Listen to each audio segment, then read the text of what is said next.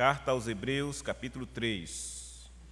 Vamos iniciar o estudo deste capítulo, que vai falar sobre o perigo da apostasia, que se dá pela incredulidade e pela desobediência das pessoas. Mas vamos ler até o versículo 12.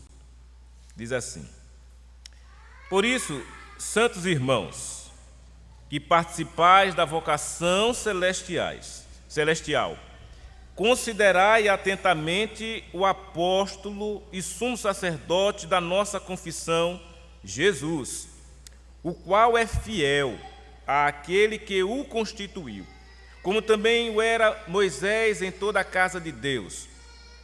Jesus, todavia, tem sido considerado digno de tanto maior glória do que Moisés, quanto maior honra do que a casa tem aquele que a estabeleceu.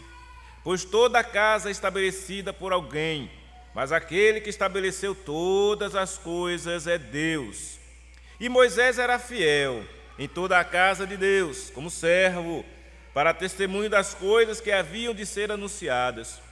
Cristo, porém, como filho em sua casa, a qual casa somos nós, se guardarmos firme até o fim a ousadia e a exultação da esperança. Assim, pois, como diz o Espírito Santo, hoje, se ouvirdes a sua voz, não endureçais o vosso coração, como foi na provocação no dia da tentação no deserto, onde os vossos pais me tentaram, pondo-me à prova, e viram as minhas obras por 40 anos. Por isso me indignei contra essa geração e disse: estes sempre erram no coração. Eles também não conheceram os meus caminhos. Assim jurei na minha ira: não entrarão no meu descanso. Tende cuidado, irmãos, jamais aconteça haver em qualquer de vós perverso coração de incredulidade. Então, vejam, irmãos, a palavra de Deus chamando a atenção do povo dele com relação ao procedimento que deve ocorrer na vida do crente, no sentido de preservar a fé que possui. Primeiro, ele exalta Cristo, como vem fazendo nos capítulos anteriores, mostrando Cristo como sempre superior a tudo, a anjos, a Moisés. Isso ele fala porque o judeu, o hebreu, ele tinha uma grande consideração por Moisés. Naturalmente, Moisés foi um profeta, foi um homem levantado por Deus, mas Moisés foi um servo. Moisés não era Deus, como Jesus o é. Então, o autor vai destacar exatamente essa diferença entre Moisés e Cristo. De fato, Moisés, ele foi fiel. Moisés, ele foi um homem consagrado a Deus, era um homem manso. Mesmo sendo manso, teve um momento que Moisés se indignou com a injustiça do povo, com a falta de respeito do povo, até que ao ponto de Deus mandar ele tocar a rocha, ele feriu a rocha. E a consequência disso foi que Deus diz: olha, por causa disso, Moisés, você não vai entrar na terra prometida. Ele foi trasladado, ele foi levado, o corpo de Moisés sumiu. Mas o fato é, Cristo está acima de tudo e de todos. Ele considera isso. Olha, Moisés era Moisés em toda a casa de Deus, um homem fiel. No entanto, Jesus é considerado digno de muito maior glória do que Moisés. Isso tem que ficar claro na mente tanto dos hebreus quanto também na nossa mente. Jesus é maior do que tudo e todos, porque Jesus é Deus. E ele deixa claro isso mais à frente, né? Jesus é Deus, e sendo Jesus Deus, ele estabeleceu todas as coisas, porque ele é Deus. E está lá João, capítulo 1, descrevendo: no princípio era o Verbo, e o Verbo era Deus, e o Verbo estava com Deus. Todas as coisas foram feitas por meio dele. Nada do que foi feito se fez. Então, tudo se dá na centralidade da pessoa de Cristo, porque Jesus é Deus, é o Deus que se fez homem. Portanto, ele é superior a tudo e a todos os servos que foram do passado, Moisés, Abraão, Jacó, Isaque, os patriarcas, até mesmo superior aos anjos, que são seres celestiais, até eles, como nós já vimos, porque Jesus é Deus. Dito isso, então, havia no coração daqueles judeus, hebreus, uma tendência de querer se afastar de Cristo, uma tendência de não continuar seguindo Jesus. Esse era o perigo que estava rondando a mente, o coração desses que são alvos desta carta aqui, escrita aos hebreus. Eles estavam sendo tentados a voltar ao judaísmo, às práticas judaicas, religiosamente baseadas, de fato, na Torá, no Antigo Testamento. Só que Cristo já tinha vindo. E Jesus é o cumprimento de toda a Escritura. Todas as profecias, todos os sacrifícios do passado eram sombras daquele que viria. E Jesus já veio. Jesus já havia vivido aqui neste mundo, se encarnado, já havia se sacrificado na cruz para salvar o seu povo. E agora, o que se vê? Pessoas que haviam entendido ou visto essas coisas, simplesmente querendo voltar a um caminho que não é o caminho de santidade. O caminho da dureza do coração, o caminho da incredulidade, o caminho da desobediência, como agiram o povo ao ser liberto do Egito. E aí ele vai usar exatamente como uma figura, uma metáfora dessa falta de respeito a Deus, de temor a Deus, falta de obediência, o texto que está escrito lá no Salmos 95. Ele diz: assim, pois, como diz o Espírito Santo, ele atribui, está vendo? Mais uma prova aqui de que o autor ordinário, primário das Escrituras é Deus, é o Espírito Santo de Deus, e ele atribui assim, ó: assim, pois, como diz o Espírito Santo, hoje, se ouvirdes a sua voz, não endureçais o vosso coração, como foi na provocação, no dia da tentação no deserto. Aqui é o Salmo 95, ele está citando. Os hebreus conheciam os Salmos. Onde os vossos pais me tentaram, pondo-me à prova, e viram as minhas obras por 40 anos. Por isso me indignei contra esta geração e disse: estes sempre erram no coração, eles também não conheceram os meus caminhos. E aí o que aconteceu por conta dessa dureza do coração? O Senhor jurou e disse: não entrarão no meu descanso. E os irmãos sabem o que aconteceu. Está lá o registro, lá no Velho Testamento. Aquela geração não entrou de fato na terra prometida. Viveram 40 anos no deserto e morreram lá. A geração seguinte foi que adentrou, dirigida, liderada por Josué e Calebe. Foi aquela geração que adentrou a terra prometida, no descanso prometido. Então vejam como é sério a questão. Pode-se passar muito tempo, uma geração, no meio do povo de Deus e não adentrar a terra prometida. Pode-se passar muito tempo sendo crente entre aspas, e não está de fato salvo,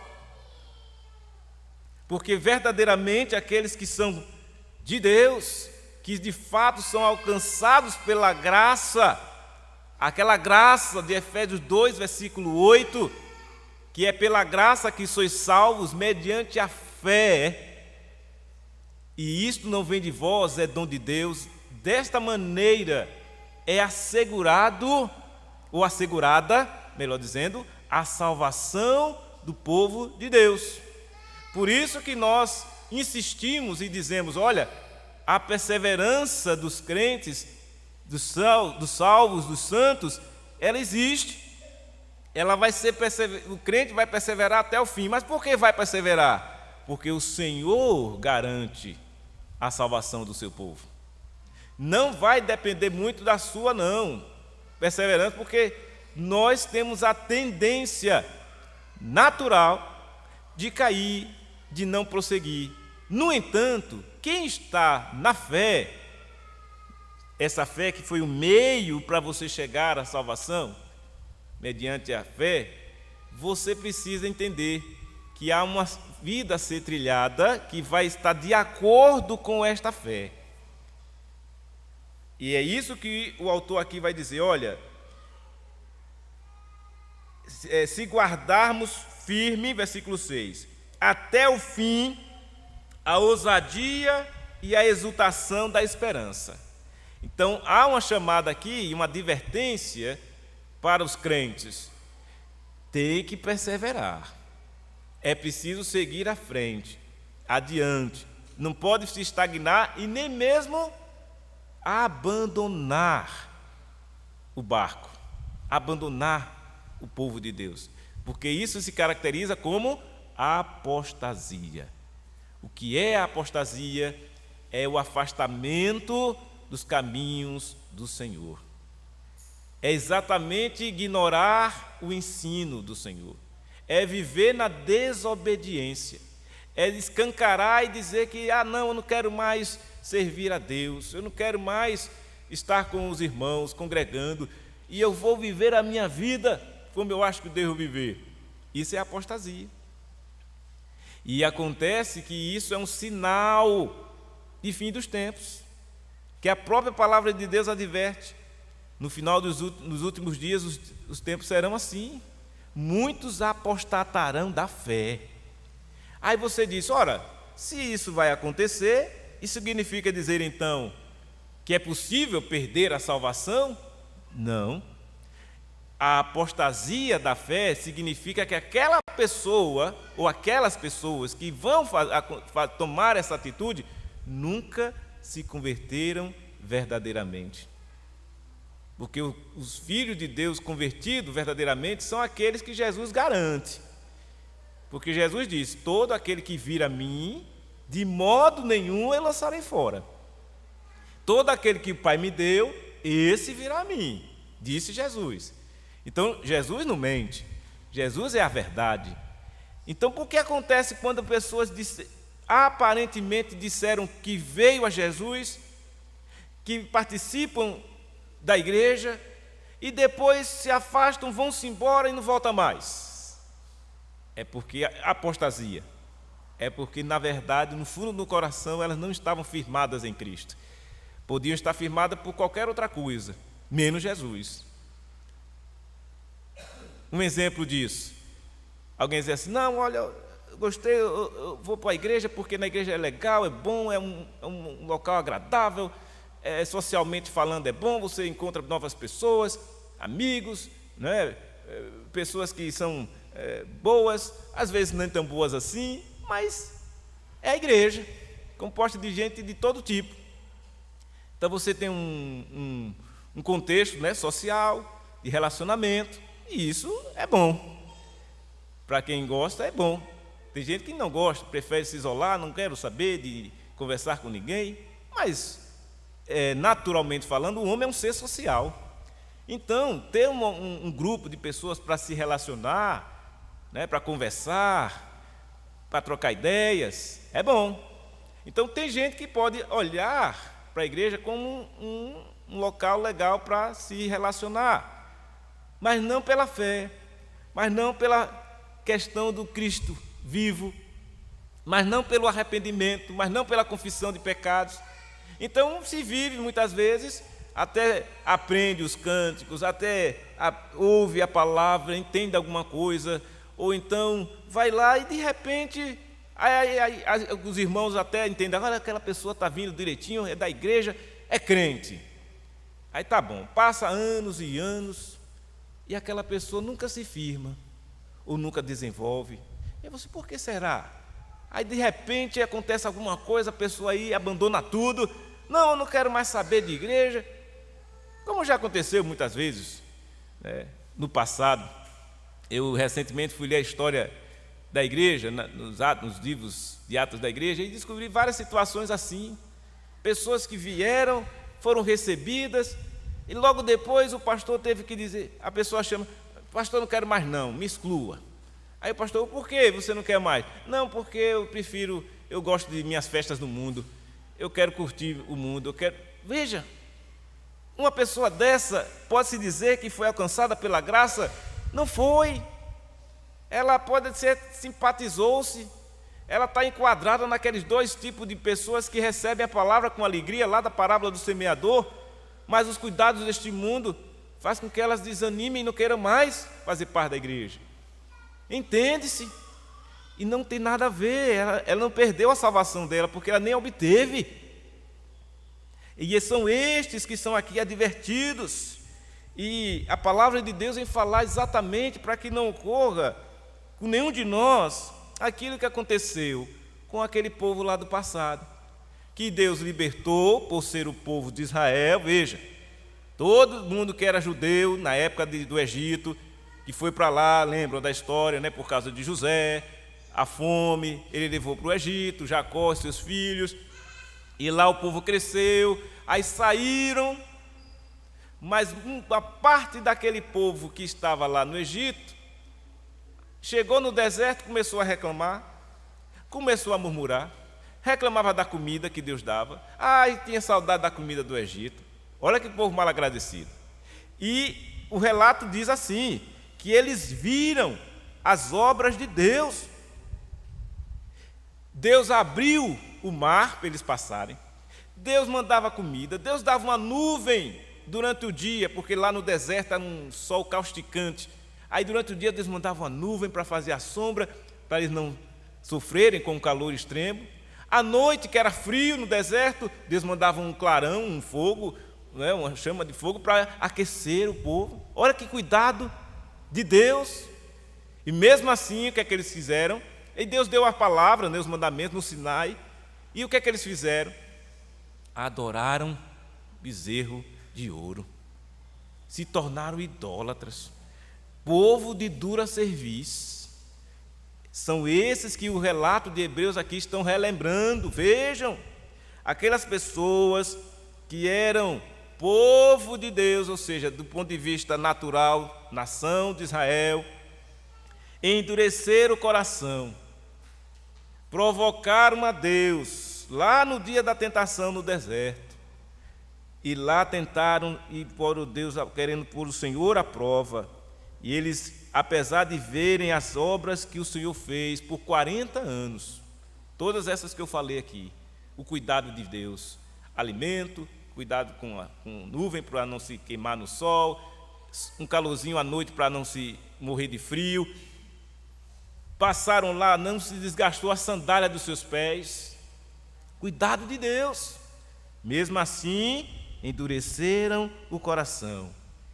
E com isso, o que é que eles fizeram? Provocaram a ira de Deus. O Senhor Deus disse, me indignei com essa geração. E disse, estes sempre erram no coração. Está vendo? Sempre erram no coração.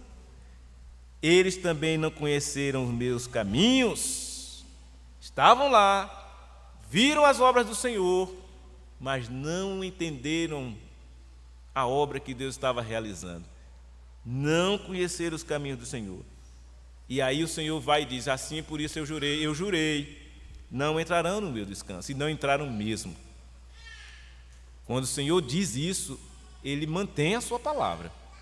Assim como Ele mantém a sua palavra para salvar o seu povo, Ele mantém a sua palavra para condenar todos aqueles que não é seu povo, que não é gente sua, que de fato não nasceram de novo, ainda que aparentemente possa estar dentro do povo de Deus.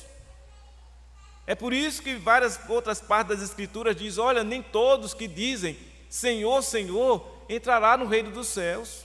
Nem todos, por conta dessas situações assim, pessoas que tiveram conhecimento, ele diz, na verdade não conheceram, né, os caminhos do Senhor, viram as obras de Deus. Por exemplo, quando a pessoa vê um outro crente, sabe que a pessoa é crente.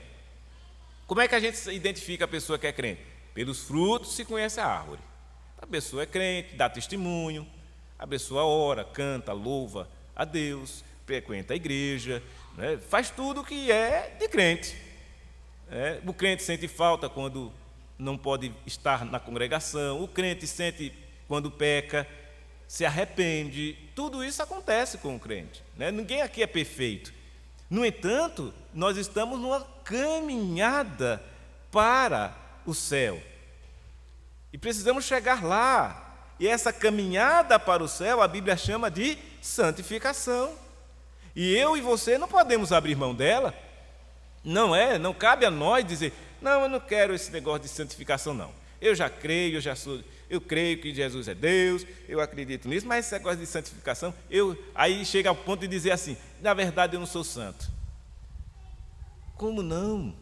Deus vos escolheu nele, antes da fundação do mundo, para ser santo e irrepreensível. Você não pode abrir mão disso, nem tem essa prerrogativa. Caso alguém tenha essa capacidade de chegar a esse ponto, de afirmar uma coisa dessa, que não é santo, que na verdade, crê em Deus, mas veja bem, a gente não é perfeito, cuidado com esse tipo de fala. É um indicativo de que aquela pessoa, parece-me, não está entendendo a seriedade e o compromisso que é ser um filho ou uma filha de Deus. Alguém que nasceu de novo, alguém que o Senhor Jesus deu a sua vida para salvar. Jesus derramou seu sangue na cruz do Calvário. Jesus instituiu a ceia dele mesmo, a ceia dele é do Senhor, para mostrar e testemunhar os crentes que participam dela, da obra que Cristo fez. Ele derramou seu sangue na cruz, ele deu seu corpo para ser moído na cruz do Calvário por nós, ele assumiu nele a culpa que era nossa. Ora, meus irmãos, isso por si só já é suficiente para a gente ficar alerta, atento e cuidar da nossa alma. Não se pode negligenciar isso. Caso contrário, vai acontecer o que aconteceu aqui, vai inflamar a ira de Deus. O Senhor vai ficar irado.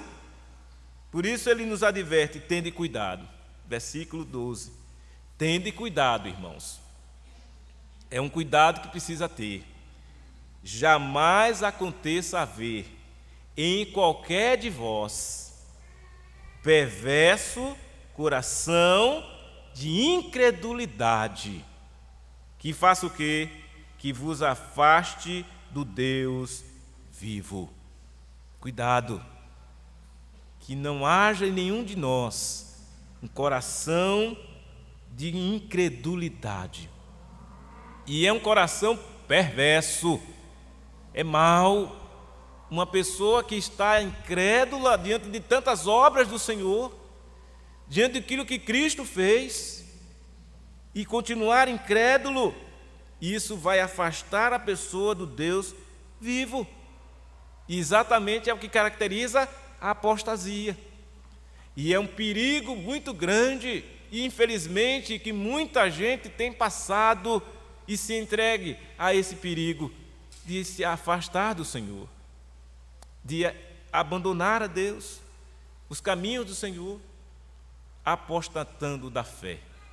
E isso é um indicativo de que essas pessoas demonstram que, diz lá em 1 João, estavam no nosso meio, mas não eram dos nossos. Se fossem dos nossos, permaneceriam. E aí você entende agora o porquê acontece com pessoas que vêm, vão, entram na igreja, professam a fé, dizem publicamente que crê em Deus, crê em Jesus, que crê na palavra, e depois abandonam, preferem viver a vida de pecado, preferem viver na condição de morto. Ora, se outrora em Cristo havia vida, prefere a morte, porque é isso que o pecado faz. O salário do pecado é a morte. Então a pessoa se entregar a isso, abandonando a Cristo, abandonando os caminhos do Senhor, é uma confirmação de que aquela pessoa, de fato, não foi alcançada pela graça de Deus. Quando acontece de ser um crente verdadeiramente e, porventura, ele, por cair da graça, né, a expressão usada é essa nos nossos símbolos de fé, mas ele não continua lá caído. Ele é restaurado, ele volta à prática das boas obras, ele volta à igreja. Ele pode até passar por um tempo assim, né? Acontecem com muitas pessoas, é crente, mas acontece de passar por um problema assim, pode acontecer, mas se for um crente mesmo, ele não vai permanecer assim, ele vai voltar, porque o que está nele é a divina semente. Como diz lá em 1 João, se está a divina semente, ele não pode viver pecando. Então ele vai chegar em um determinado momento, ele vai se arrepender e vai lá chorar, lamentar aquela situação e vai dizer: puxa vida, quanto tempo eu perdi na minha vida, deixando de adorar a Deus, de servir a Deus, e fui buscar as coisas deste mundo que são vazias, que não trazem nada de bom para nossas almas, muito pelo contrário, nos afastam do Deus vivo. Então, é um perigo realmente a apostasia. Ela está presente, principalmente nos dias de hoje. Se já havia essa preocupação naqueles tempos, imaginam hoje, que a palavra de Deus diz que vai exatamente acontecer nesses dias, nos últimos dias.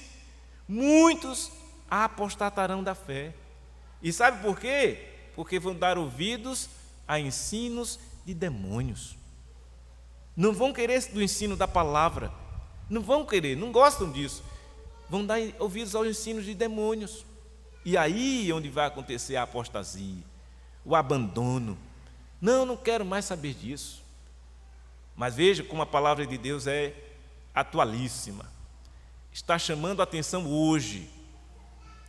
O texto que nós lemos, e está lá nos Salmos, é: hoje, se ouvirdes a sua voz, não endureçais o vosso coração. Hoje, presente.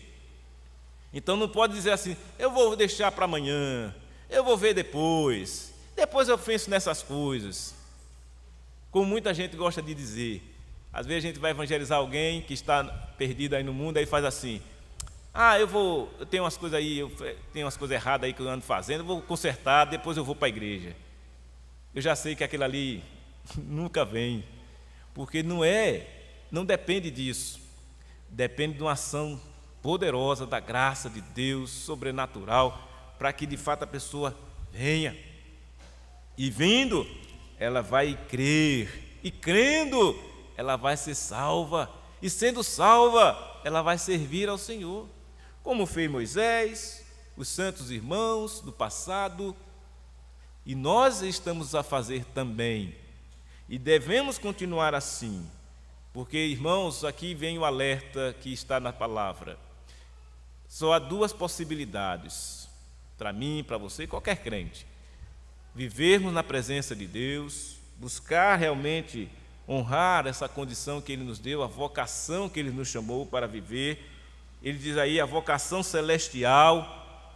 Logo no início do capítulo, ele se dirige e diz: e santos irmãos, que participais da vocação celestial. Foi a vocação de Deus, Deus vos chamou.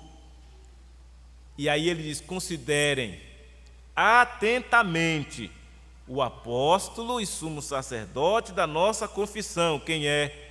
Jesus. Considerem.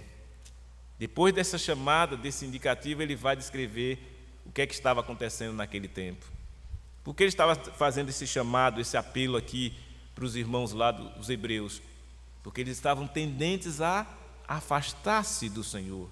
Tinha um exemplo disso na própria história deles, como ele cita aqui o Salmo 95. Mas ele chama a atenção para o perigo que é, e termina essa primeira parte dizendo que tenha cuidado. E aqui está a aplicação para nós hoje: tenhamos cuidado, para que não sejamos também, não aconteça conosco, jamais aconteça, como diz o texto aí, que